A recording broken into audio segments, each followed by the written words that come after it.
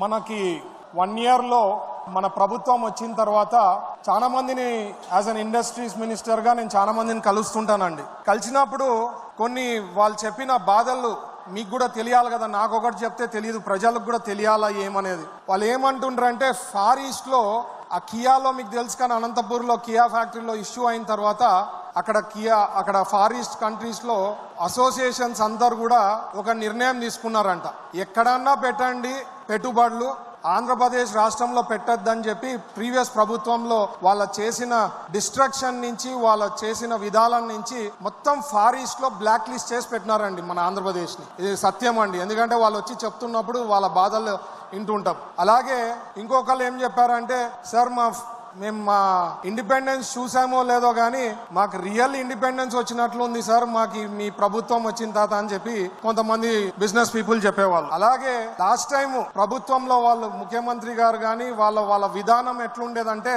ఒకవేళ ఎవరి దగ్గర ఇండస్ట్రియలిస్టులు వస్తే మనము ప్రోటోకాల్ వదిలేసి ఎయిర్పోర్ట్ ఉంటే ఎయిర్పోర్ట్ దగ్గర పోవాలా, వాళ్ళు ల్యాండ్ అవుతున్నారంటే ఇంకెక్కడైనా ఉంటే పోయి వాళ్ళని వెల్కమ్ చెప్పమని చెప్పి మనము మన స్టైల్లో ఉంటుంది. ఆయన ఏమంటాడంటే, నేనేంది బొకేలు ఇచ్చేది, నేనేంది సన్మానం చేసేది, వాళ్ళకి ఇష్టం ఉంటే వాళ్ళు వచ్చి పెట్టుబడులు పెడతారు కానీ మేమేం చేసే పని లేదు వాళ్ళకి అని చెప్పి ఆ తీరు ఉండేదన్నమాట.